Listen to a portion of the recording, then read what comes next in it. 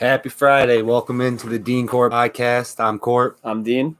Today we're talking prehistory. Nice. Yeah, so this is a subject that I like a lot. I enjoy. I probably talk to at least all of my friends about it at least once or twice and just try to get their take on it. I've chewed Justin's ear off about it, and now he's finally got into it via like Graham Hancock's books, and that's like the beginning path to all of it. So I'll just say that now for anybody into the whole kind of figuring out where our civilization comes from and like prehistory and like, you know, anything that happened before civilization just popped up overnight and you're like, oh yeah, like Sumeria just happened one day. And, you know, there's a lot that could have happened before based on a lot of evidence. Yeah, it's a deep hole you can go down. And yeah. A lot of different civilizations across the globe have similar stories to tell. And it all kind of has like a similar impact, a similar timing. Yeah. And that's where we get a lot of the stories that we've known about throughout the gods and the different, the great flood, Noah's flood, as they call it, the Garden of Eden, like the beginning of certain things, different, because even in what I know of the Bible, and let's just always throw out the good tagline of like, I'm not expert. Justin's not an expert. No, not at all. Not even close. Like people have done thousands of hours of research into this subject. It's just something that I'm interested in. I've always had an affinity for history.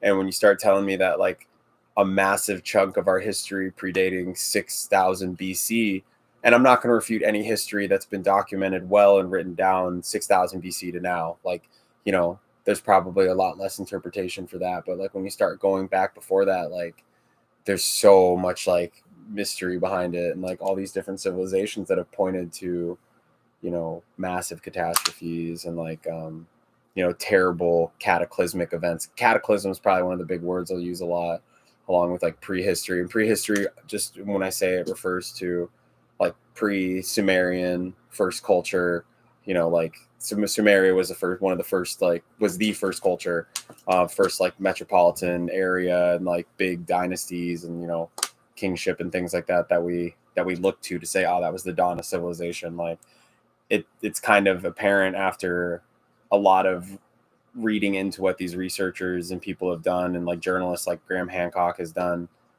and you get kind of like wowed by it, like how they kind of slowly peel back the layers of something that we don't really understand, like great antiquity.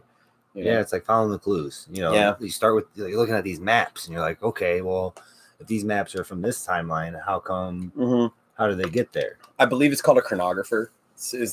Was the big invention in like the 1600s. Like the king set out like a lifetime long quest, was like, hey, we need to be able to measure latitude, longitude. Okay. If I'm mixing those up, I'm sorry. Longitude is relatively easy to measure. Apparently, I don't know how to measure either of these things. Yeah, okay. But in the way Graham Hancock speaks about it in his book, he kind of breaks down how longitudinal measurements were never as hard to find as latitude, because if you're off on latitude by an inch on the map, you are off by 300 miles when you get there. So in order for the new world to be sailed and for shipping lines and trade to go more according to plan, they had to invent something that could accurately map latitude. Okay. Yeah. And when that was so that they could get trade from Europe and Africa to North America and South America. There's a couple maps before the chronographer was invented that we know it of today in like 1650. There's maps that are from the 1300s and the 1400s and the 1500s that have accurate longitude and latitude, like to this day. Like you could take and go like that